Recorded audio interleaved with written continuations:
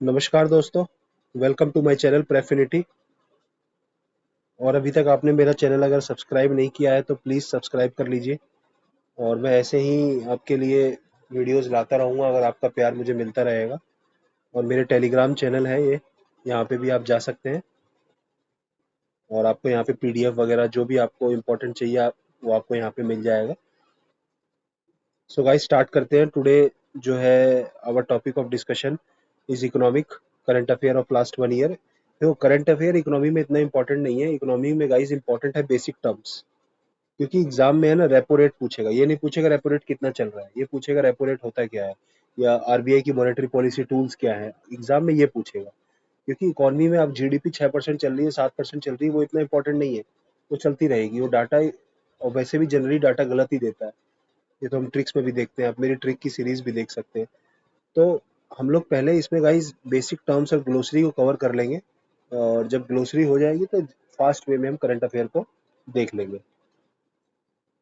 ये देखिए, जैसे इकोनॉमिक ग्रोथ में ये बेसिक, जैसे इकोनॉमिक ग्रोथ इंडिया ने, आईएमएफ ने प्रोजेक्ट करी है, वर्ल्ड बैंक ने प्रोजेक्ट करी है। रिटेल इन्फ्लेशन क्या होगा, सीपीआई क्या है, डब्ल्यूपीआई क्या है। जब जब तक आपको ये कोर इन्फ्लेशन क्या है, हेडलाइन इन्फ्लेशन क्या है, ये जब आपको नहीं पता होगा तब तक आप इसको कैसे समझेंगे। ये बैंकिंग में आरबीआई मॉनेटरी पॉलिसी के बारे में आपको जब ये नहीं पता होगा कि मॉनेटरी पॉलिसी में कितने लोग होते हैं, आरबीआई से कितने होते हैं, गवर्नमेंट ऑफ इंडिया से कितने होते हैं, तो इसका तो यूज मतलब इतना इम्पोर्टेंट नहीं हो जाएगा ना फिर।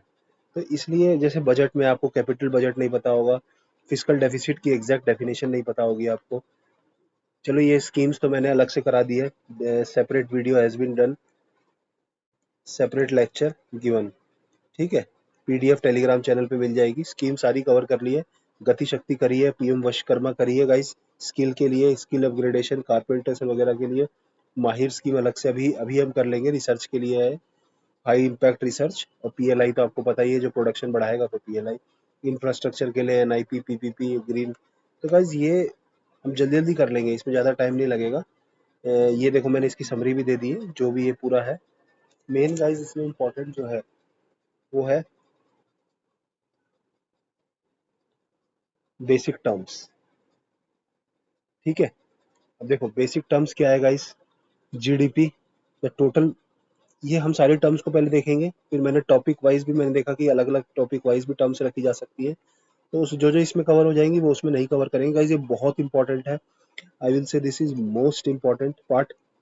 इसको आप लोग ध्यान से समझिएगा।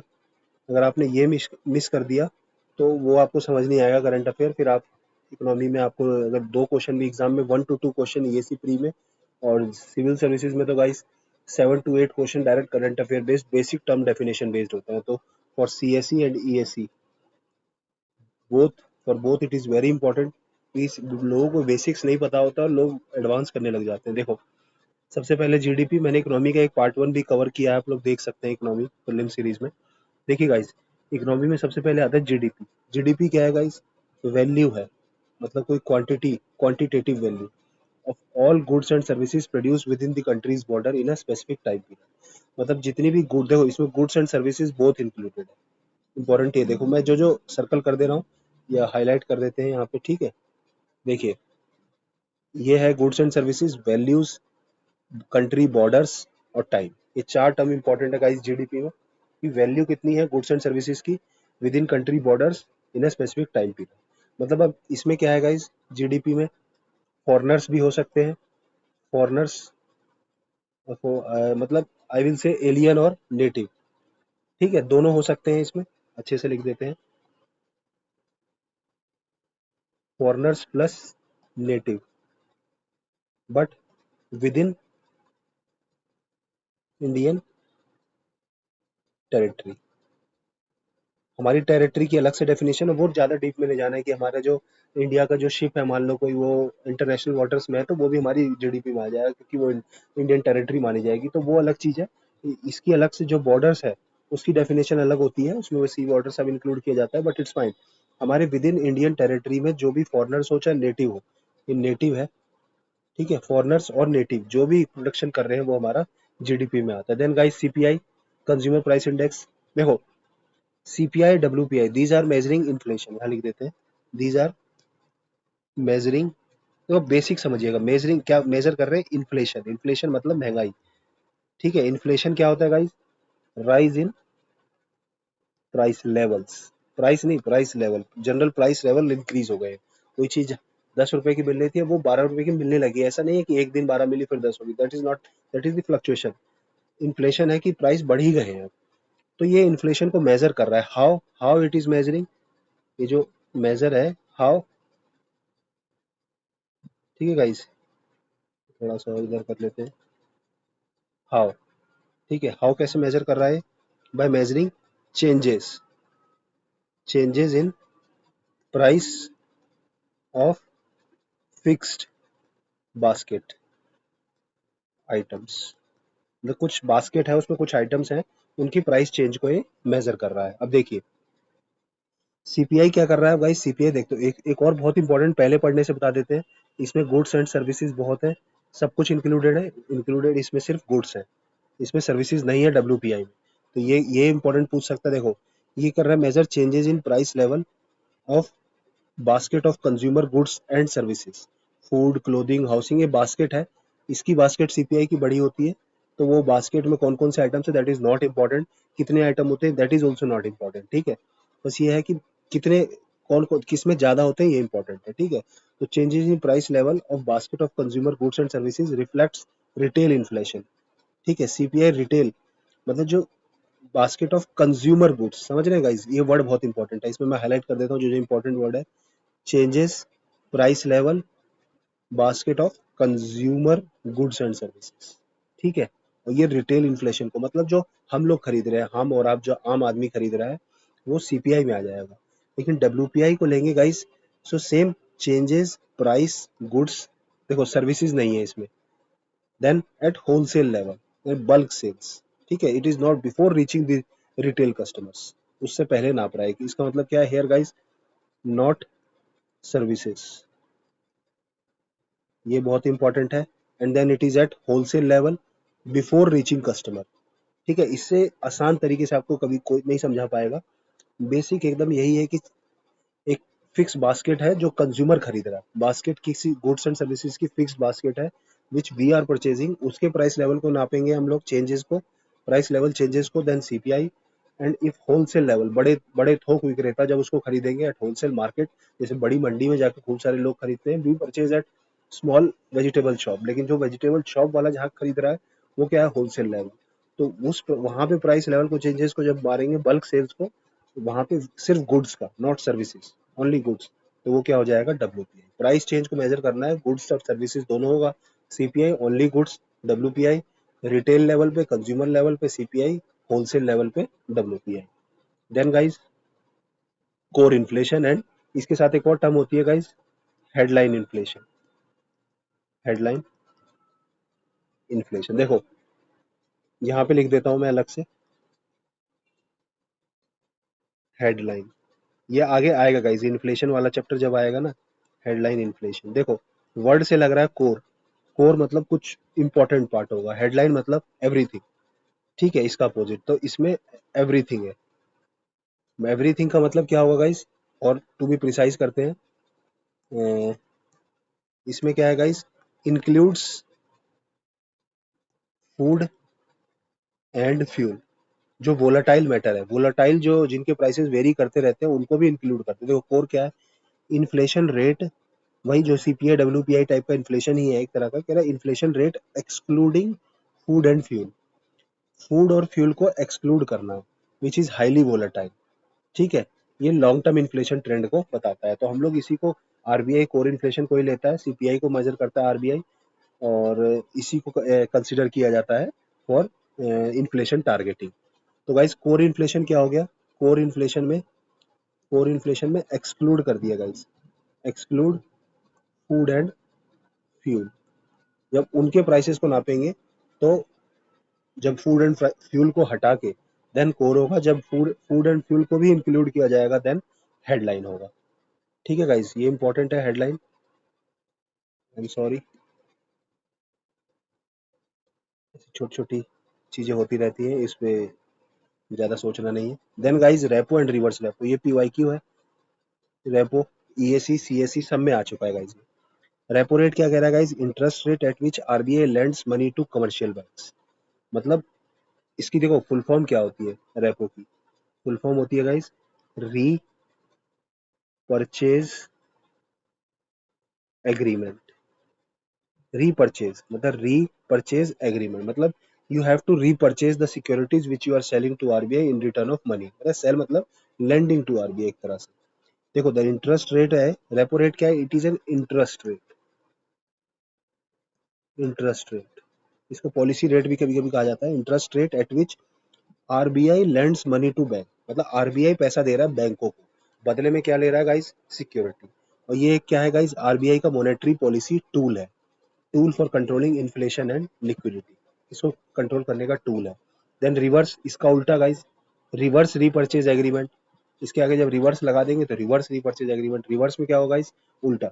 उस रेपो में क्या हो रहा था कि बैंक वालों को पैसे की जरूरत थी तो आरबीआई से पैसे ले लेता है। Now bank has excess liquidity, then they are parking it to RBI और in return they are getting interest, but ये it is not at the description of bank, it is at the description of RBI. मतलब RBI बोल रहा है भाई लाओ तुम पे एक्सेस लिक्विडिटी है मुझे दे दो, और रेपो में कह रहा है कि भाई मेरे पास पैसा है, बैंक कह रहे हैं please we are in need of money, आप बैंक मैनेजर हैं और आप कह रहे हैं भैया मुझे पैसा दे दीजिए, तो आप आरबीआई के पास जाएंगे, आरबीआई कहेगा ले आओ सिक्योरिटी मैं दे दूंगा मेरा मन है, तभी कहेगा आरबीआई नहीं नहीं अभी नहीं, ठीक है। लेकिन रिवर्स वापे में क्या होगा, आरबीआई कह रहा है कि चल ठीक है भाई तुम लोगों पे एक्सेस पैसा है ले आओ, सारे बैंक मैनेजर को बुलाया, एसबीआई और जितने बड़े बड़े बैंक से बुलाया, जाओ जाओ जाओ सारा पैसा दे दो, बदले में इंटरेस्ट लो, और इससे क्या होगा गाइस, लिक्विडिटी को कम कर सकते हैं, ठीक है। तो ये एक टूल होते हैं दोनों। अब इसको अब इसको गाइस आरबीआई ने क्या कर दिया है इसको, it is not using it now, इसकी जगह गाइस, इसकी जगह एसडीएफ आ गया है, ठीक है।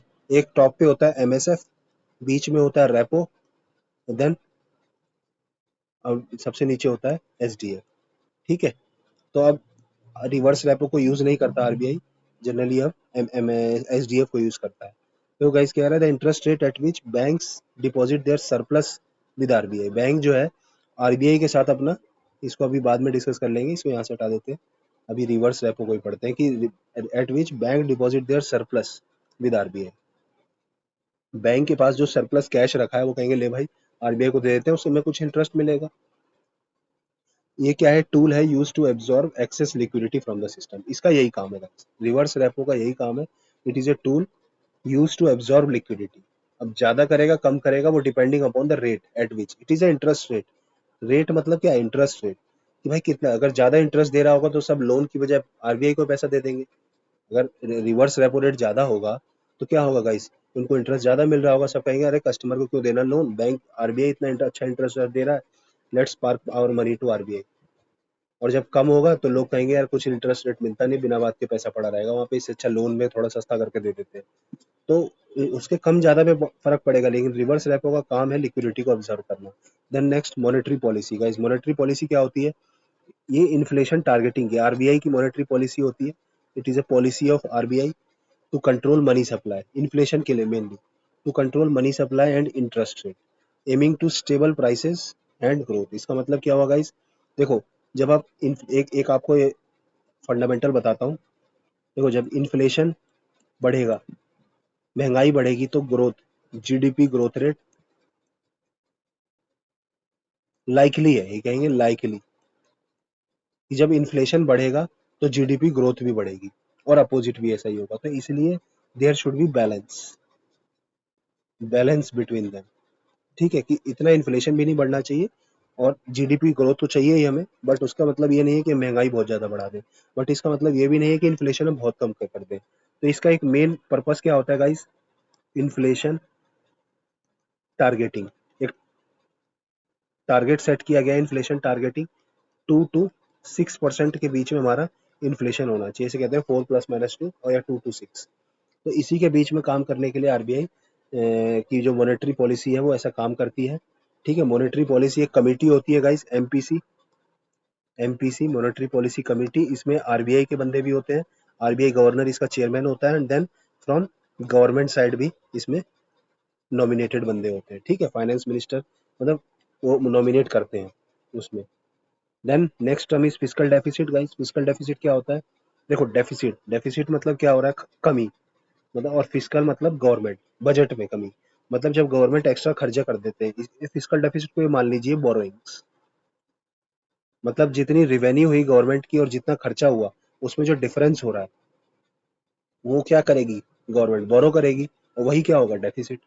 तो क्या है, क्या कह रहा है, when governments total expenditure exceeds its revenue, जो गवर्नमेंट का टोटल एक्सपेंडिचर, देखो गाइस, मैंने ना इकोनॉमी का एक पार्ट वन कवर कर दिया है, पार्ट वन इकोनॉमी का, ठीक है, मेरे टेलीग्राम चैनल पे उसका लिंक मिल जाएगा, और एक आपको यूट्यूब चैनल पे जाएंगे तो आप प्लेलिस्ट सेक्शन में जाएंगे तो प्रीलिम्स फाइनल स्प्रिंट सीरीज करके एक सीरीज होगी, तो उसमें इकोनॉमी का पार्ट वन हो गया, पार्ट टू आएगा गाइज, अगर मेरे पे टाइम मिलेगा तो, ठीक है। बट पार्ट वन में मैंने बजट कवर कर दिया है, जीडीपी कवर कर दिया है, इन्फ्लेशन कवर कर दिया है, RBI monetary policy tools cover कर दिया, एक बैंकिंग का मेन पार्ट रह गया उसको मैं कवर कर दूंगा, ठीक है गाइज। तो फिजिकल डेफिसिट क्या है, when governments total expenditure exceeds its total revenue, ठीक है, इसका मतलब क्या है, एक्सक्लूड्स बोरोइंग, और इंडिकेट्स क्या कर रहा है, देखो बस इतना ही समझ लीजिए, बोरोइंग के बराबर होता है, और गवर्नमेंट का टोटल एक्सपेंडिचर में टोटल रिवेन्यू का जब एक्स्ट्रा होता है तो वो गवर्नमेंट क्या करती है, बोरोइंग, और वो बोरोइंग किसके बराबर हो जाएगी, वही डेफिसिट के बराबर हो जाएगी, तो जितनी कमी पड़ी उतनी तो उधार लेंगे, तो वही बोरोइंग्स होगी, इतना ही जानना जरूरी है आपके लिए। देन गाइस, इसमें फिजिकल पॉलिसीज में क्या होता है गाइस, फिजिकल एक फिजिकल पॉलिसी होती है, फिजिकल पॉलिसी, उसमें क्या होता है गाइस, टैक्सेस वगैरह, टैक्सेस जो गवर्नमेंट के डिसीजंस होते हैं, फिजिकल पॉलिसीज में रेपो रेट वगैरह नहीं आता, वो आरबीआई की पॉलिसी है, मॉनेटरी पॉलिसी, ठीक है। फिजिकल पॉलिसी में टैक्सेस, जीडीपी, और जो गवर्नमेंट बजट्स, ठीक है, टैक्स नॉन टैक्स गवर्नमेंट से रिलेटेड जो वो होगा वो फिजिकल हो जाएगा। Then guys, forex reserves, forex reserve मतलब कितना हमारे पास डॉलर है, मतलब डॉलर और साथ में एस डी आर वगैरह, गोल्ड वगैरह भी होते हैं, मतलब कहने का मतलब है कितना हमारे पास जो फॉरेन करेंसी एसेट्स है, क्या है, फॉरेन एक्सचेंज एसेट्स, ठीक है, sorry, foreign exchange assets, dollars, golds, S D R, held by RBI to manage stability and exchange rate. अब देखो आरबीआई के पास डॉलर ज्यादा होगा, थोड़ा सा बेसिक फंडामेंटल समझ लेते हैं, ठीक है, यहाँ पे लिख देता हूँ, यहाँ लिख देते हैं, देखो आरबीआई के पास डॉलर ज्यादा होंगे, अब मान लो क्या है, डॉलर है आरबीआई पे, अब क्या हो रहा है, मान लो रूपी जो है, रूपी जो है वो डिप्रिशिएट हो रहा है, अब रूपी डिप्रिशिएट हो रहा है तो आरबीआई क्या करेगा, डॉलर को, डॉलर की सप्लाई, सप्लाई बढ़ा देगा, डॉलर की सप्लाई बढ़ाएगा तो क्या हो जाएगा, मार्केट में डॉलर इजीली अवेलेबल हो जाएगा, तो डॉलर की सप्लाई बढ़ जाएगी, इजीली अवेलेबल है तो रुपये की क्या हो जाएगी, डिमांड कम हो जाएगी, या रुपये की एप्रिसिएशन हो जाएगा, मतलब सब कुछ सप्लाई डिमांड में ही है गाइज। व्हेन डॉलर की सप्लाई लेस है, देखो ये दो है, जब डॉलर की सप्लाई कम है तो क्या होगा गाइज, लोग क्या करेंगे, महंगा बिकेगा वो, क्योंकि सप्लाई कम है, सबको चाहिए, तो आरबीआई क्या करेगा, सप्लाई बढ़ा देगा, ले भाई ले लो, तो रुपये, रुपये का जो अप्रिसिएशन डिप्रिसिएशन है वो, मतलब डॉलर को गाइज, डॉलर की सप्लाई डिमांड के ऊपर ही रुपये का अप्रिसिएशन डिप्रिसिएशन डिपेंड करता है। अब अपने दिमाग में सोच लीजिए कि सब प्याज ज़्यादा अवेलेबल है मार्केट में तो क्या होगा, सस्ते होंगे, प्याज कम अवेलेबल है तो क्या होगा, महंगे होंगे, प्याज और रुपये का कन्वर्जन रेट देख लीजिए, कभी 50 रुपये मिलता है प्याज, कभी 100 रुपये मिलता है, तो वही है, कभी डॉलर 80 रुपये मिलता है, कभी डॉलर 60 रुपये मिलता है, वो प्याज की तरह सोच लीजिए बस, ठीक है गाइज, तो डिपेंडिंग अपॉन द डिमांड। देखो यूपीआई के बारे में नहीं बता रहा, पेमेंट सिस्टम है, एनपीसीआई ने डेवलप किया है, ठीक है। देन इन्फ्लेशन टारगेटिंग, ये हमने ऊपर किया था, inflation targeting RBI monetary policy से करती है, ये क्या है, policy under RBI aims to keep the inflation, बस इतना याद रखिए, 2 से 6% के बीच में इन्फ्लेशन को रखना। देन बेस इफेक्ट, अब देखिए गाइस, बेस इफेक्ट क्या होता है कि रेफरेंस क्या है, अब देखिए हमारा जो कोविड के टाइम में जीडीपी ग्रोथ रेट नेगेटिव चली गई थी, ठीक है, बहुत नीचे, तो उसके रेफरेंस में हमारी जीडीपी अगर थोड़ी सी भी बढ़ेगी तो जो डिफरेंस है वो बढ़ जाएगा, मतलब बेस वाला जो पार्ट है वो कितना नीचे जाएगा, उसका इफेक्ट आएगा।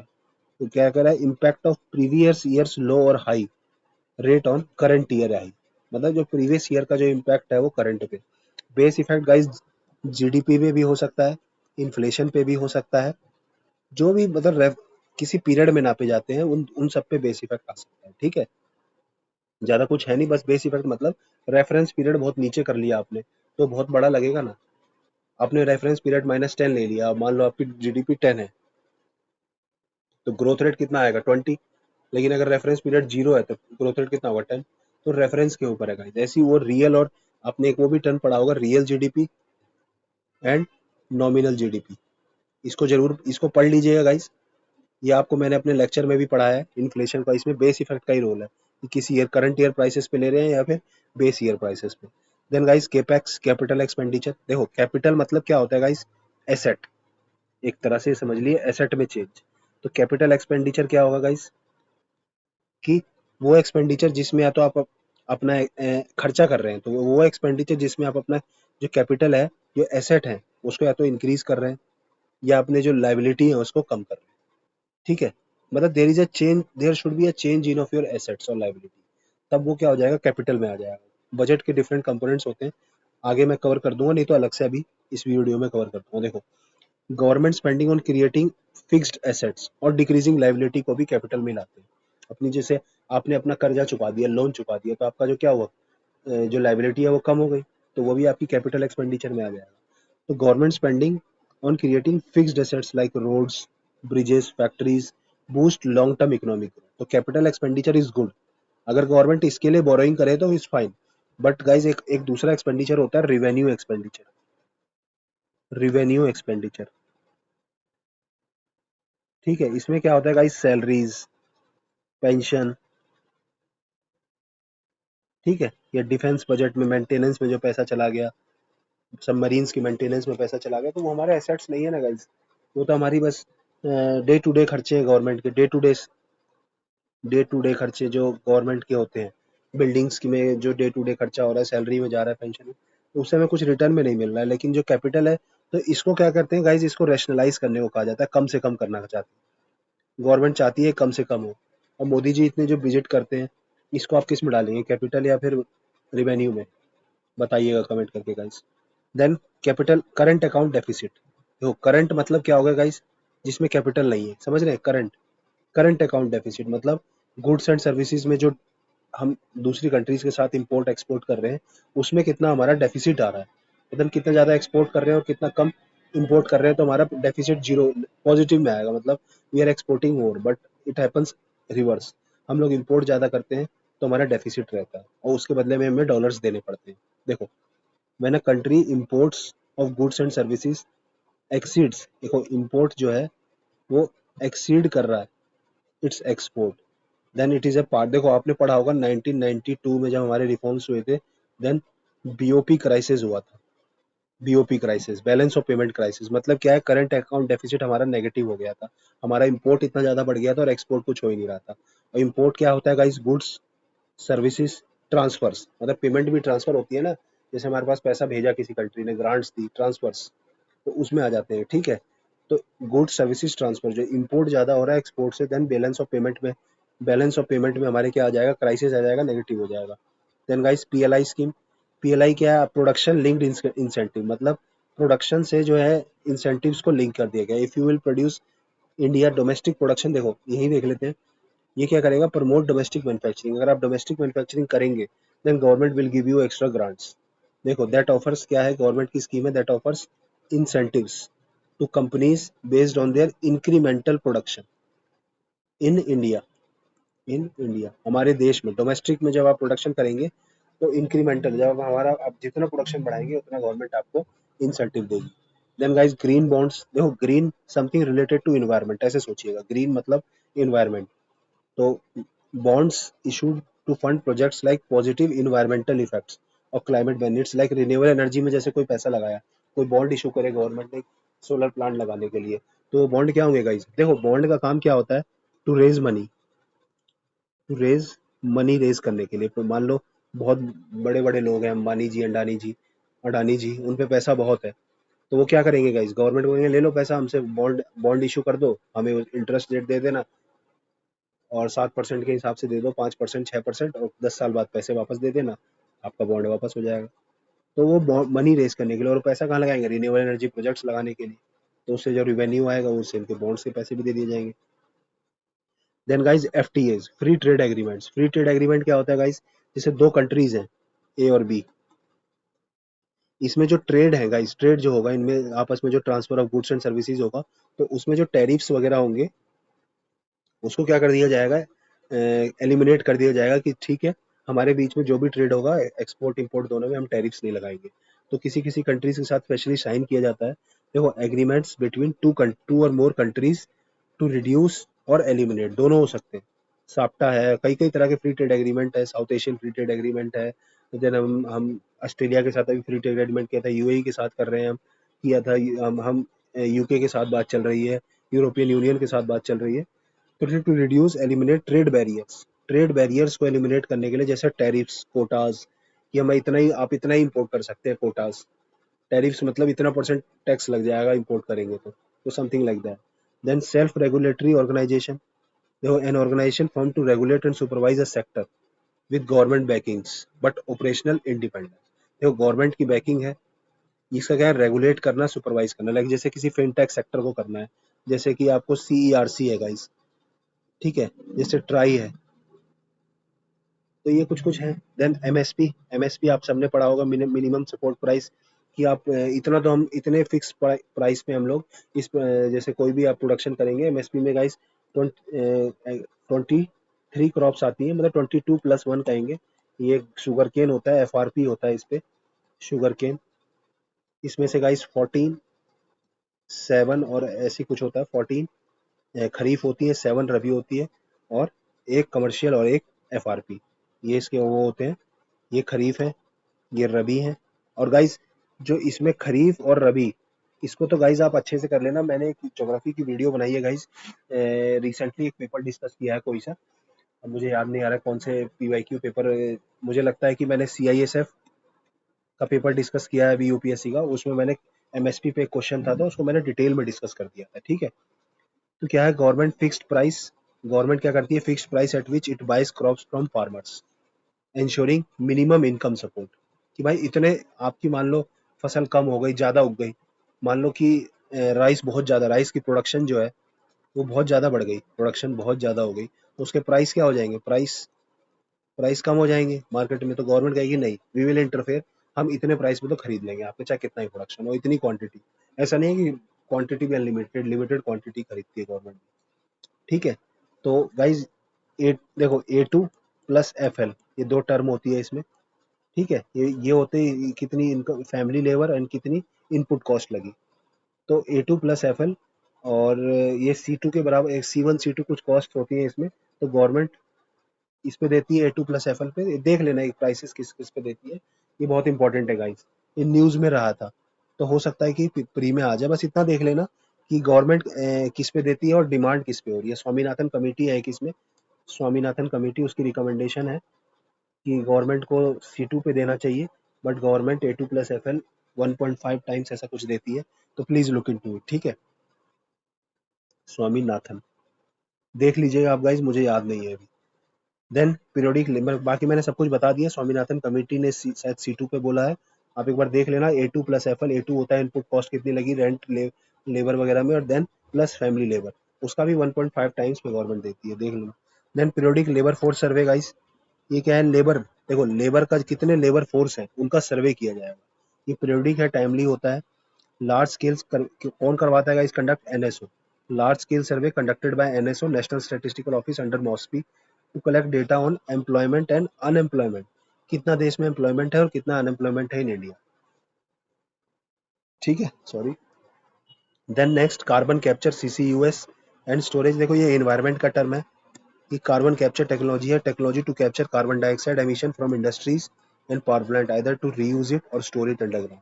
मतलब जो कार्बन एमिशन हो रहा है, कार्बन एमिशन से क्या होगा गाइस, इससे क्या होगा, ग्रीन हाउस गैस है ये, तो इससे क्या होगा, टेम्परेचर बढ़ेगा, टेम्परेचर बढ़ेगा, सी लेवल क्या होगा, सी लेवल बढ़ेगा, आइस ग्लेशियर्स मेल्ट होंगे, ग्लेशियर्स मेल्ट होंगे, सी लेवल बढ़ेगा, क्योंकि वाटर का एक्सपेंशन होगा, उससे क्या होगा, आइलैंड आइलैंड डूब जाएंगे, तो बहुत सारी कैस्केडिंग इफेक्ट्स हैं। देन विवाद से विवाद स्कीम, एक स्कीम है विवाद से विश्वास, की government scheme to resolve pending tax और कॉन्ट्रेक्चुअल डिस्प्यूट्स, विवाद है ना, विवाद, और विश्वास से किया जाएगा, by offering settlement with reduce penalties, ठीक है।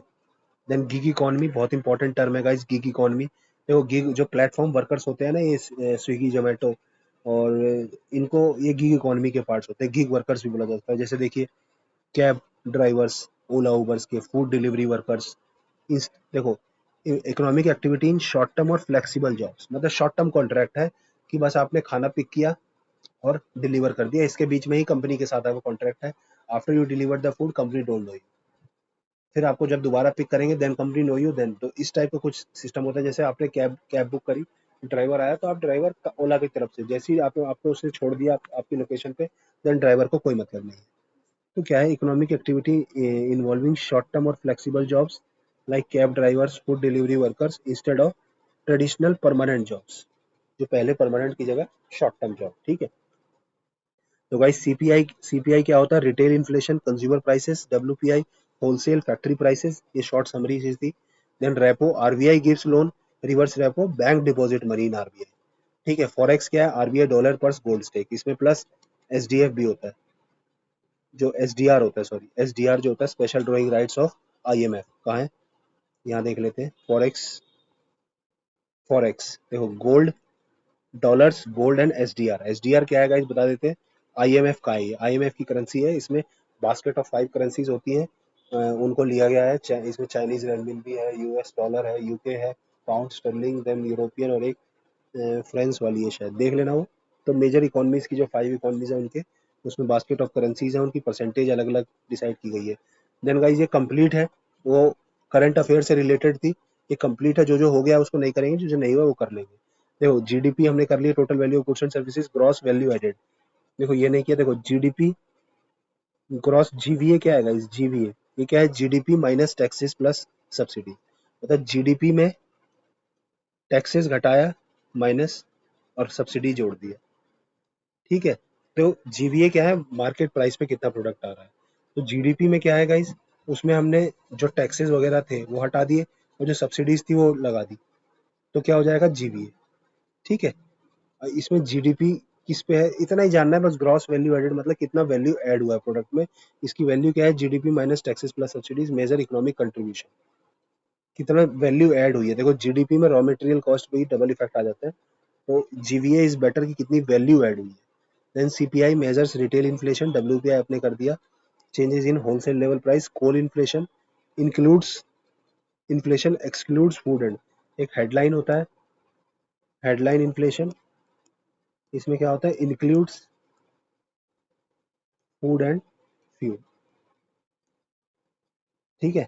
इन्फ्लेशन मेजर ऐसे करते हैं, इन्फ्लेशन मेजरिंग, इन्फ्लेशन मेजर होता है इसमें which includes food and fuel. ठीक है। Then monetary policy and banking terms, ये कुछ इंपॉर्टेंट थी गाइस, तो मैंने इसको अलग से रख दिया। इंपॉर्टेंट है देखो, रेपो हमने पढ़ लिया, rate at which RBI lends money, tool to control inflation.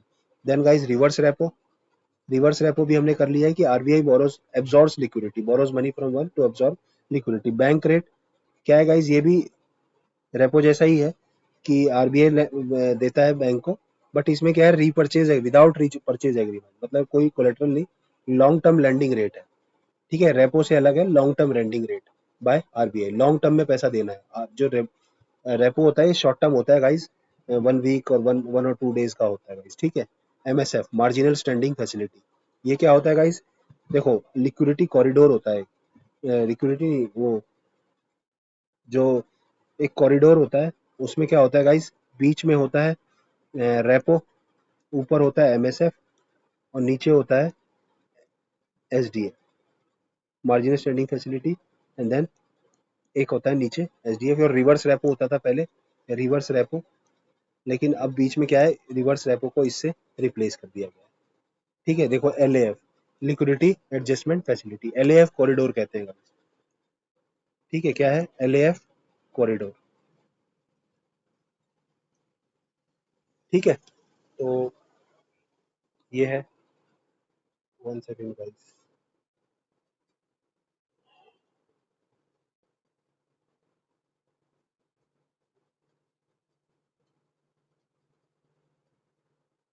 पानी पी लेता हूँ गाइस थोड़ा सा।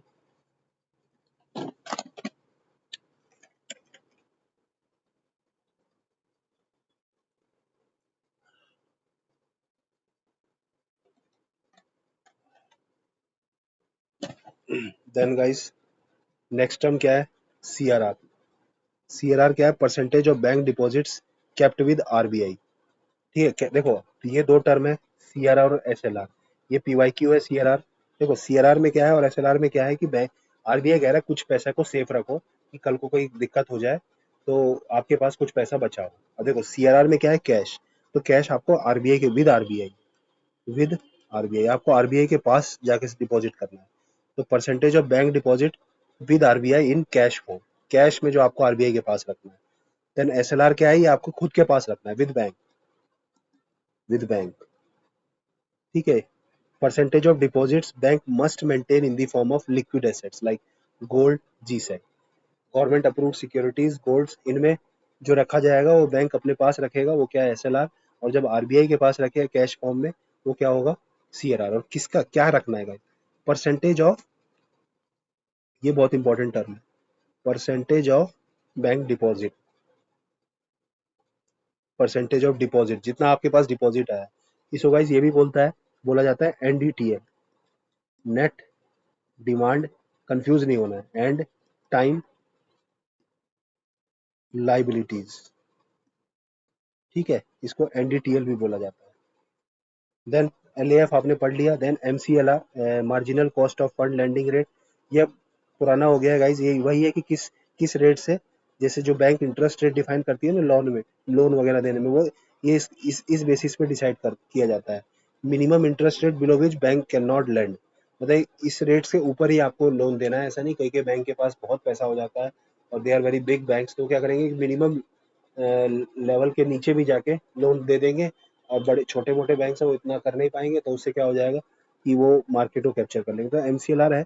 और ये जो ट्रांसफर होता है, जो आरबीआई इंटरेस्ट रेट चेंज करता है, तो उसका जो ट्रांसफर होगा लोन्स पे, उसको भी दिखाता है। इसमें बैंक के खर्चे वगैरह और सब कुछ इन्वॉल्व होता है इसके अंदर, एमसीएलआर। तो ये पहले था, अभी नया भी आ गया है। Then guys NPA, non performing assets, ये तो पता ही है, बैंक के आजकल एनपीए बढ़ रहे हैं, मतलब bad loans, I will say in short. Bank के जो बैड लोन्स हैं, बैड लोन्स, देखो लोन्स बैंक के एसेट्स हैं, और जो डिपॉजिट्स हैं वो लाइबिलिटीज है बैंक के लिए। डिपॉजिट्स, जो आप पैसा डिपॉजिट करते हो, बैंक की लाइबिलिटी है। बैंक ने जो लोन दिया है वो एसेट है। बैड लोन्स और एसेट्स, ये भी कह सकते हैं, बैड लोन्स और एसेट्स। देखो loans where interest and principal is overdue, जो 90+ डेज से, इससे ज़्यादा दिन के लिए जब इंटरेस्ट और प्रिंसिपल दोनों ओवर ड्यू हो जाए, तो क्या हो जाएगा, एनपीए हो जाएगा। ठीक है, 90+ दिन के लिए। Then PSL, priority sector lending, देखो ये भी पीवाईक्यू है। एमएसएमई जो आते हैं, ये पर पीएसएल में आते हैं। All bank loan to MSME are under PSL. देखो ये स्टेटमेंट है एक, all bank loans, LOANS to MSMEs comes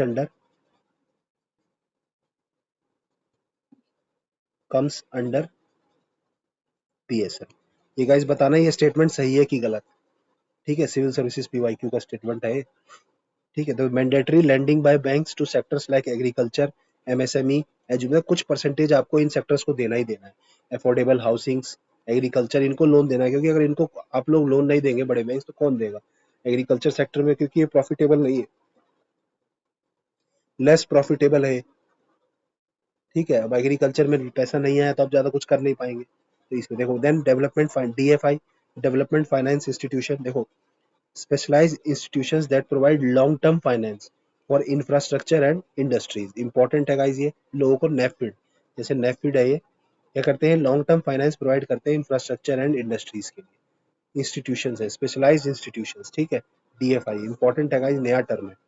वैसे तो है बहुत पुराना, काफी न्यूज में रहता है, बट आप लोगों ने सुना नहीं होगा, बहुत लोगों ने। तो क्या है डीएफआई, क्या है, डेवलपमेंट फाइनेंस इंस्टीट्यूशन। ये स्पेशलाइज्ड इंस्टीट्यूशन होते हैं which gives long term loans to infrastructure and industries, for example NaBFID. ठीक है, ये इंस्टीट्यूशन है डीएफआई। देन गाइस बजट में फिस्कल डेफिसिट, हम पढ़ रहे थे ना, फिस्कल डेफिसिट, रिवेन्यू डेफिसिट, तीन तरह के डेफिसिट होते हैं। उससे पहले हम ये पढ़ लेते हैं, देखो जो थोड़ा सा यहाँ पे एक टेबल सा बता देता हूँ मैं आपको शॉर्टकट सा। देखो बजट में दो कंपोनेंट होते हैं, एक होता है रिवेन्यू और एक होता है कैपिटल। ठीक है, अब रिवेन्यू के अंदर होता है रिसिप्ट एंड एक्सपेंडिचर, कैपिटल में भी क्या हो गया, रिसिप्ट और एक्सपेंडिचर। ये रिसिप्ट क्या है, इनकम है गवर्नमेंट की, और ये क्या है, खर्चा। ये इनकम है और ये खर्चा है। ठीक है, एक्सपेंडिचर। तो ये कम होगा, ये रिवेन्यू ज्यादा होगा, तो बेटर है, इसे क्या कहेंगे, बेटर बजट। लेकिन जब एक्सपेंडिचर ज़्यादा है, रेवेन्यू कम है, तो उसे क्या कहेंगे? Deficit budget. सरप्लस बजट होता है एक, सरप्लस, जो बढ़िया कह रहा था मैं, सरप्लस एंड डेफिसिट, दो तरह के बजट होते हैं गाइस।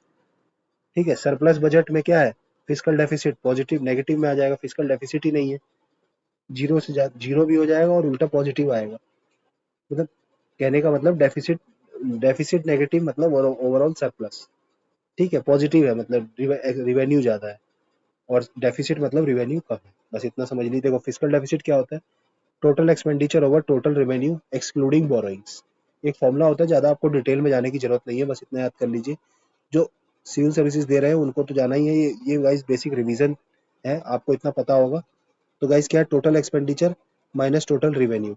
लेकिन जो गाइस वो होता है टोटल एक्सपेंडिचर में हम क्या करते हैं, एक तो क्या होगा कैपिटल एक्सपेंडिचर और एक रिवेन्यू एक्सपेंडिचर, ये तो हम रखते हैं। इसके अंदर क्या था? नॉन डेप्ट क्रिएटिंग कैपिटल रिसिप्ट्स, एनडीसीआर, उसको हम एक्सक्लूड कर देते हैं। तो बोरोइंग्स के, बोरोइंग देखो यही है, total expenditure over total revenue excluding borrowings. ठीक है, देन रिवेन्यू डेफिसिट क्या है गाइस? रिवेन्यू कंपोनेंट, देखो रिवेन्यू के दो कंपोनेंट थे ना, रिवेन्यू, तो रिवेन्यू का डेफिसिट बोल रहा है, क्या होगा? रिवेन्यू एक्सपेंडिचर और रिवेन्यू रिसिप्ट का डिफरेंस।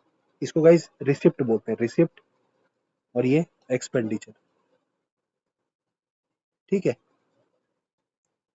तो excess of revenue expenditure over revenue receipts, कितना एक्सेस हो गया expenditure. Then primary deficit, primary deficit क्या हो जाएगा? इस physical deficit minus interest payment.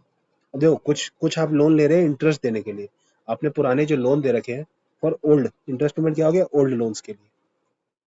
अब गवर्नमेंट ने जो ओल्ड लोन ले रखे हैं, तो उसका इंटरेस्ट पेमेंट भी तो करना होगा ना। अभी आप लोन नहीं चुका पा रहे हैं तो इंटरेस्ट देना ही पड़ेगा। तो shows borrowing need excluding past डेप्ट, जो पुराना डेप्ट है ना, उसको एक्सक्लूड करके अभी कितनी जरूरत है उसको दिखाता है प्राइमरी डेफिसिट, वेरी इंपॉर्टेंट। ठीक है, देन कैपिटल एक्सपेंडिचर आपको पता ही लग गया है, सेट क्रिएशन के लिए है। रिवेन्यू रूटीन एक्सपेंसेस है, like salaries, pension, subsidies, routine.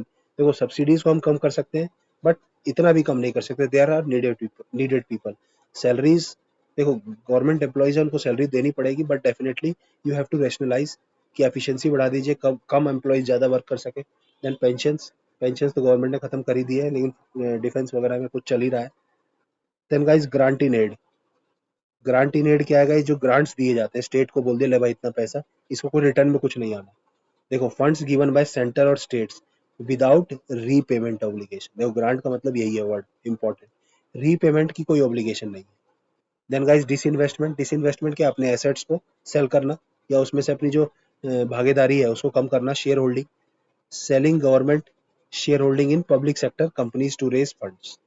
ठीक है, गवर्नमेंट, देखो गवर्नमेंट की शेयर होल्डिंग को कम करना है, सेलिंग करना है, government shareholding in public sector companies, public sector banks, public sector companies, PSU सब।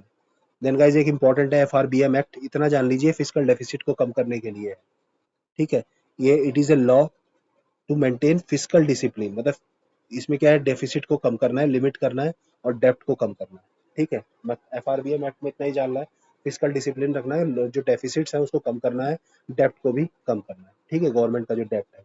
देन एक पब्लिक डेप्ट, देखो पब्लिक डेप्ट मतलब जो डेप्ट, गवर्नमेंट डेप्ट, गवर्नमेंट का डेप्ट है फॉर गवर्नमेंट। ठीक है, total outstanding borrowings of the government, total कितना गवर्नमेंट के ऊपर लोन है उतना कर्जा है।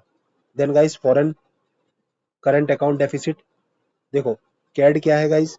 अभी हमने ऊपर पढ़ा था कि इंपोर्ट और एक्सपोर्ट, जो उसका डिफरेंस आ रहा था कि कितना हम इंपोर्ट एक्स्ट्रा कर रहे हैं, इंपोर्ट में हम क्या क्या कर रहे थे? Goods, services and transfer payments.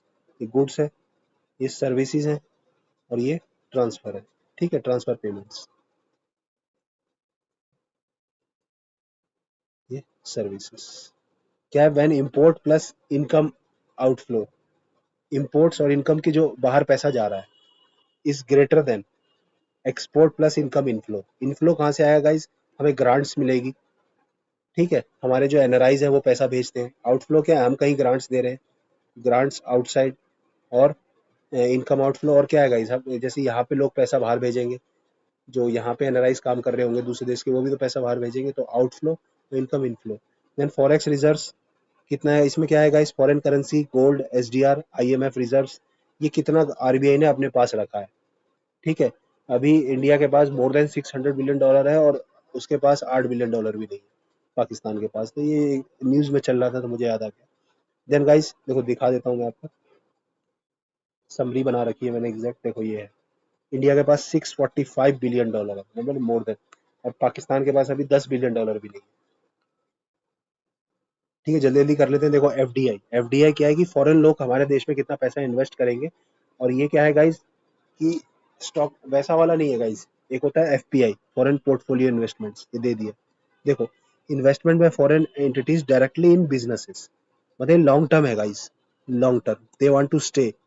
और ये जो एफपीओ होता है शॉर्ट टर्म है, पैसा कमाया स्टॉक मार्केट में, स्टॉक्स और bonds, without direct control. Investment in Indian financial assets, जो स्टॉक्स वगैरह में आता है शॉर्ट टर्म के लिए, वो एफपीआई है। जो लॉन्ग टर्म के लिए आता है डायरेक्टली इनटू इंडियन बिजनेसेस और एसेट्स, लॉन्ग टर्म के लिए इन्वेस्ट कर रहे हैं, they want to generate asset in the Indian Indian homeland, यहाँ पे जाके इंडियन बिजनेसेस में। और गाइज वो 10% की एक लिमिट होती है, उसको आपको अगर पढ़ना चाहते हैं तो पढ़ लेना। ठीक है, FTA, foreign trade agreement guys, free trade agreement, ये भी हम पढ़ चुके हैं कि टैरिफ्स को, ट्रेड बैरियर्स को रिड्यूस करना। ठीक है, ये हम पढ़ चुके हैं। बैलेंस ऑफ पेमेंट भी पढ़ चुके हैं। क्या है, रिकॉर्ड्स ऑल इकोनॉमिक ट्रांजेक्शन्स। देखो इसमें हाईलाइट कर देता हूँ टर्म, देखो ऐसे ही पढ़ना चाहिए, कभी समझना है ना ब्रेक कर दीजिए terms. All economic transactions between residents of a country and rest of the world, मतलब हमारे और हम पूरे देश के बीच में जितनी भी ट्रांजेक्शन्स हो रही हैं, इकोनॉमिक ट्रांजेक्शन्स, उसके रिकॉर्ड को बीओपी बोलेंगे। ऐसी हर कंट्री अपना बीओपी रखती है। देन गाइस कुछ इंफ्रास्ट्रक्चर से पीएम गति शक्ति, ये क्या है, नेशनल मास्टर प्लान है मल्टी मॉडल इंफ्रास्ट्रक्चर के लिए। एक प्लेटफॉर्म है जिसमें सारे इंफ्रास्ट्रक्चर रहते हैं। आप इसमें ट्रैक कर सकते हैं कि ये रेलवे लाइन हमारे पास कब तक आएगी, इसके बेसिस पे आप डिसीजंस ले सकते हैं। Then NIP, national infrastructure pipeline, long term plan for infrastructure investments. ठीक है, long term plan. Then NaBFID, guys NaBFID क्या है, आपने बताया था DFI, development finance institution, DFI पढ़े थे आपने। National bank for financing infrastructure and development, DFI for infra funding. ठीक है, national bank for financing infra and development. Then PPP, public private partnership, ये गाइस क्या है, इसमें आपने एक बॉट मॉडल पढ़ा होगा, बॉट, बिल्ड ऑपरेट ट्रांसफर। ठीक है। देन एक ईपीसी मॉडल भी है, उसको पढ़ लेना अगर मन करे तो। Collaboration between government and private sector, किसी इंफ्रास्ट्रक्चर को बनाने के लिए दोनों मिलके बनाएंगे, इसके लिए एक बॉट मॉडल चलता है guys, build operate and transfer. Then guys brown field and green field, ये सीएससी 2024 का क्वेश्चन है गाइस। ग्रीन फील्ड क्या होगा, ग्रीन फील्ड पता होता है उस क्वेश्चन में तो लोग कर लेते। देखो, ब्राउन फील्ड क्या है कि अपग्रेड करना एग्जिस्टिंग को, बस इतना ही। ग्रीन फील्ड में क्या है, new infrastructure, create new infra. ठीक है, बस इतना ही है।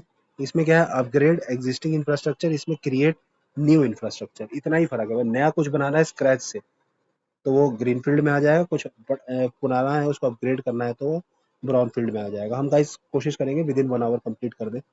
देन गाइस जीएसटी, देखो जीएसटी थोड़ा सा जानना जरूरी है। क्या है गाइस, ये इनडायरेक्ट टैक्स है। ठीक है, सारे इनडायरेक्ट टैक्स को इसमें सब्स्यूम कर दिया गया है। देखो सब्स्यूम्स अर्लियर वैट, एक्साइज और सर्विस टैक्स, सबको सब्स्यूम कर दिया गया है। जीएसटी के अंदर क्या क्या है गाइस, आपको बता देता हूँ मैं। ये है एक तो डेस्टिनेशन बेस्ड टैक्स, डेस्टिनेशन, इतना याद रखना है आपको, डेस्टिनेशन बेस्ड कंजम्पशन टैक्स।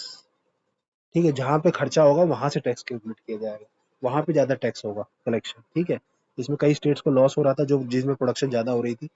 और क्या है गाइज इसमें, सब्स्यूम्स ऑल ये हो गया। इसके अंदर गाइज एक तो है सी जीएसटी, एस जीएसटी और आई जीएसटी, इंटरस्टेट जीएसटी। ठीक है, इसमें एक इंपॉर्टेंट गाइज क्या है, जीएसटी काउंसिल।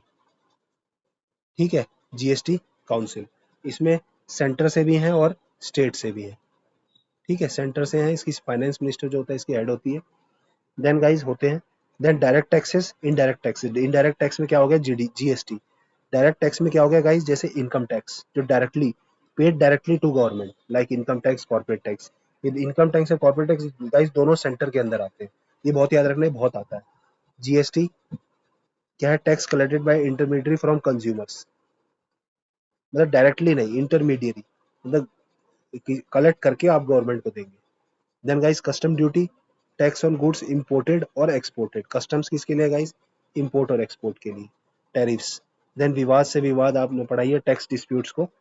सॉल्व करने के लिए, विवाद से विश्वास, मिनिमम पेनल्टी लगेगी। Then guys green bonds for renewable projects के लिए बॉन्ड्स हो, सॉवरेन ग्रीन बॉन्ड, सॉवरेन मतलब क्या होता है गाइस, हमारे देश के अंदर ग्रीन बॉन्ड बाय गवर्नमेंट, ठीक है, विद इन हमारी जो गवर्नमेंट है, हमारा देश है, उसके लिए सॉवरेन, ये कहीं का भी हो सकता है, प्राइवेट भी हो सकता है, बट सॉवरेन मतलब by government, first issued in 2023। Sovereign green bond क्या हो गया, ग्रीन बॉन्ड मतलब ग्रीन मतलब हो गया रिन्यूएबल एनर्जी है, environment friendly, issued by government.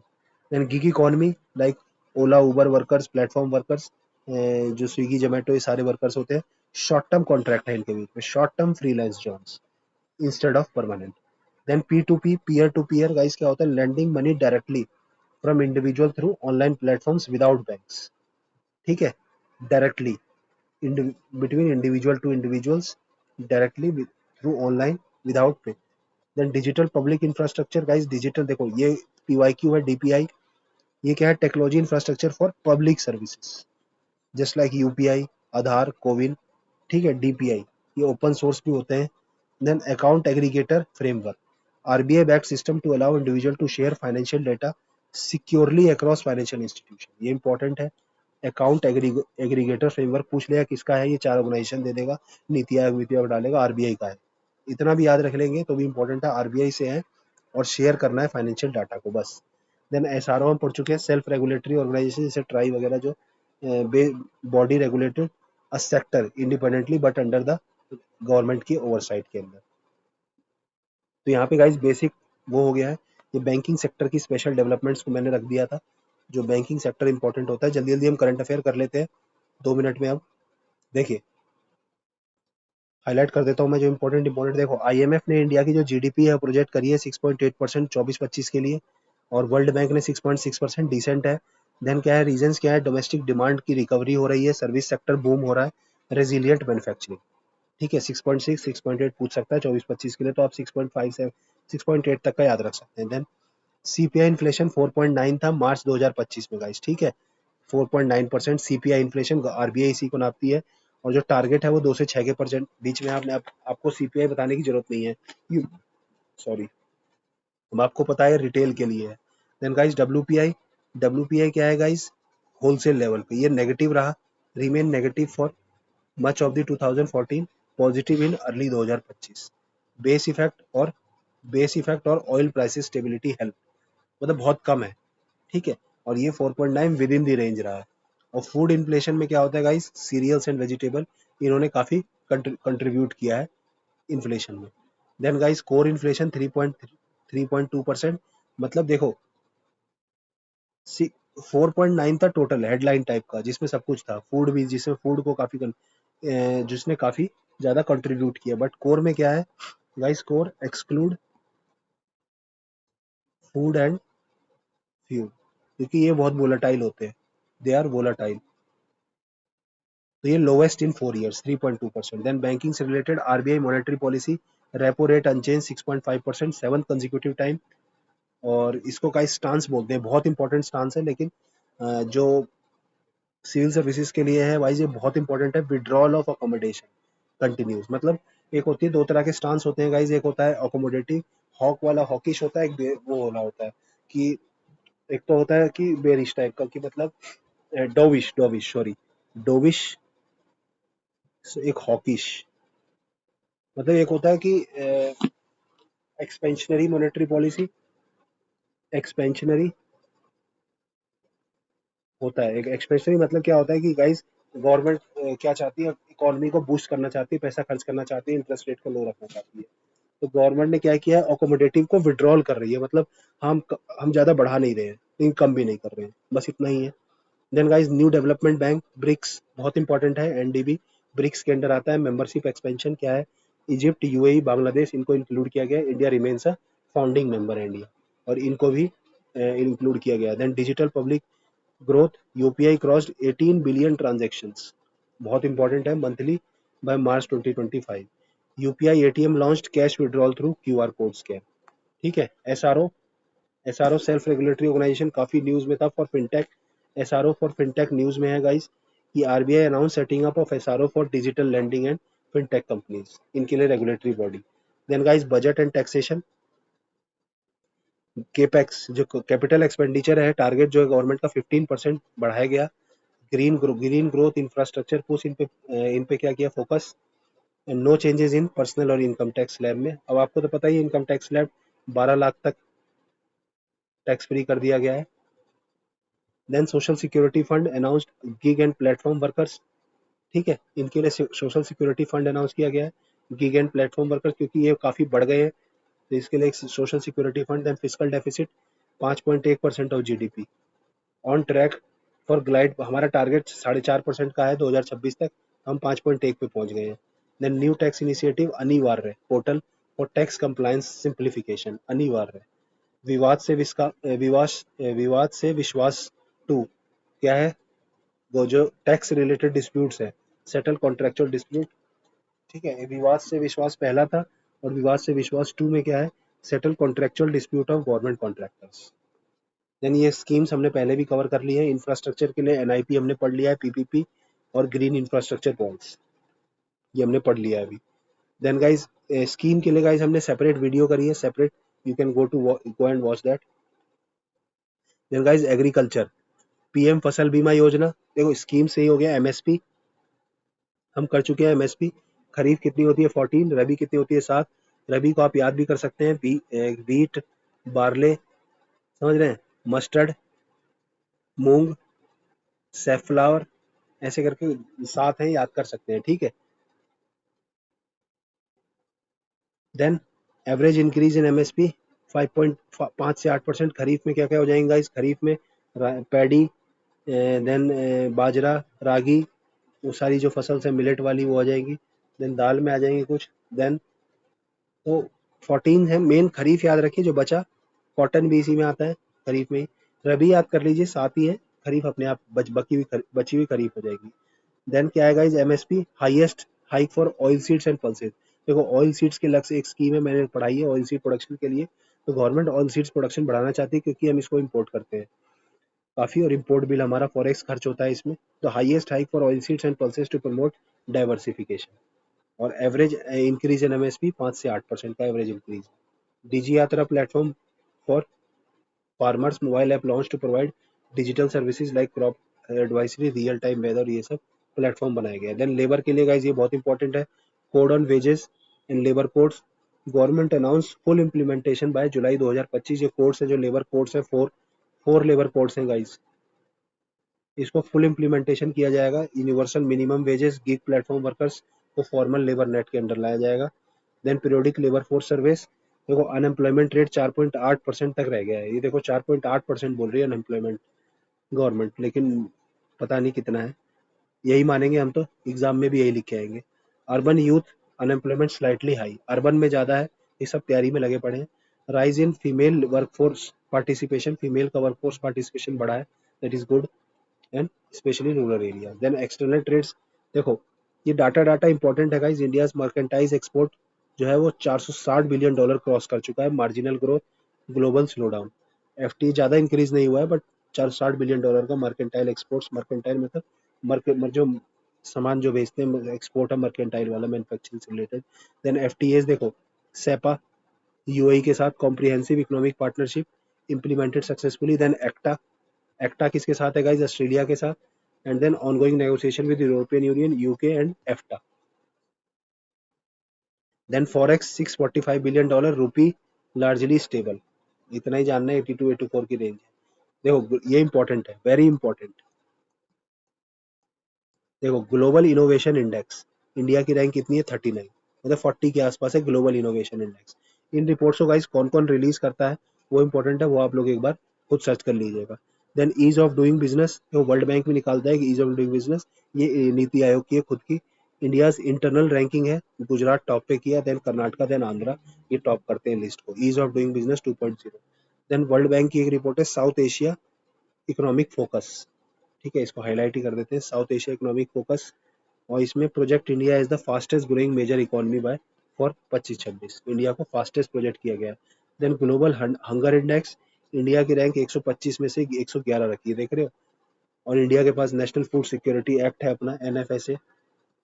India हमेशा जो डब्ल्यूटीओ की जो क्लॉजेज है उसको वायलेट करता है कि हमें फूड सिक्योरिटी के लिए, and still they are giving us 101 rank. तो कुछ कुछ तो मुझे लगता है कि मेथोडोलॉजी में फ्लॉज है definitely. Criticise methodology flaws for by Indian government. मुझे भी ऐसा लगता है कि इतना तो नहीं होना चाहिए। तो गाइज हमने 1 घंटे में पूरा कवर कर लिया है। ये पीडीएफ आप लोग बता दीजिएगा आपको कमेंट बॉक्स में कि एनोटेड चाहिए या फिर बिना एनोटेड चाहिए, मतलब प्लेन चाहिए।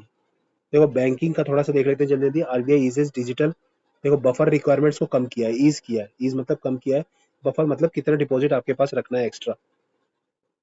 तो आरबीआई ने ईज किया है। RBI reduce required buffer to digitally accessible retail deposit to 2.5%। ठीक है, पहले 5% था। देन एक इंपॉर्टेंट टर्म है गाइस, लिक्विडिटी कवरेज रेशियो। ठीक है, ये आप लोग इसको देखिएगा जरूर, बहुत इंपॉर्टेंट टर्म है। देन लिक्विडिटी नॉर्म्स को बूस्ट किया RBI, liquidity norms to boost credit growth. RBI relaxed guidelines on LCR liquidity coverage ratio. ठीक है, RBI monetary policy easing, withdrawal of accommodative stance अभी हमने पढ़ा था।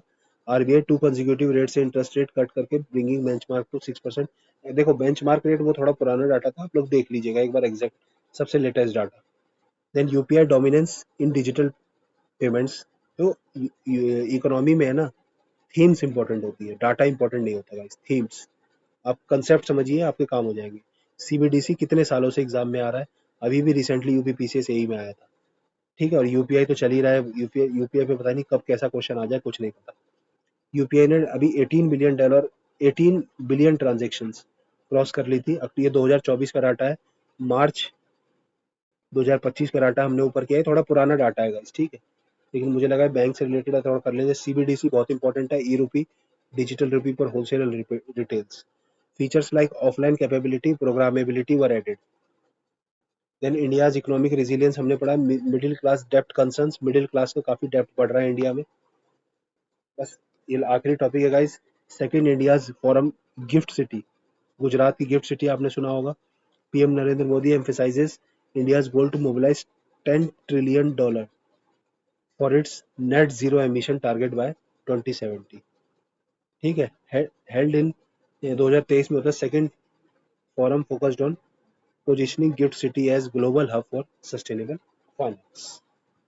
तो गाइज गिफ्ट सिटी इतना, बस इतना जान लीजिए कि अभी गिफ्ट सिटी न्यूज़ में था, और इसमें फाइनेंस से रिलेटेड है। ठीक है, sustainable global hub for sustainable इससे रिलेटेड है।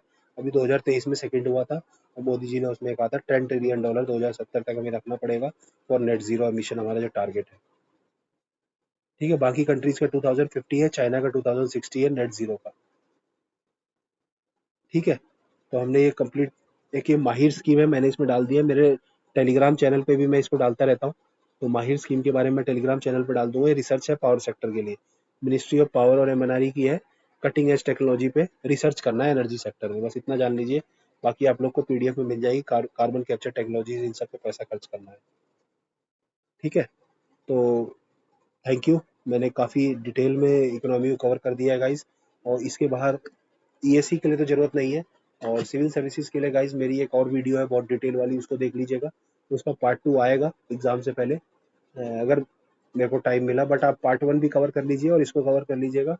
पार्ट 2 में उसमें एक बैंकिंग का रह गया है बस, बाकी लगभग सब कवर हो गया है। तो हम यहीं पे एंड करते हैं, और thank you guys for watching. और आप मेरे चैनल को सब्सक्राइब कर सकते हैं, लाइक कर सकते हैं। ये मेरा टेलीग्राम चैनल का लिंक है, इसको आप जाके ज्वाइन कर सकते हैं। तो वहाँ पे आपको पीडीएफ मिल जाएगी, और मैं वहाँ पे डेली कुछ ना कुछ करंट अफेयर आर्टिकल्स, कुछ क्वेश्चंस डालता रहता हूँ। तो वहाँ पे आप लोग पार्टिसिपेट कर सकते हैं। Thank you everyone for connecting with me. I hope आप सभी प्रीलिम्स क्लियर करें। All the best to everyone.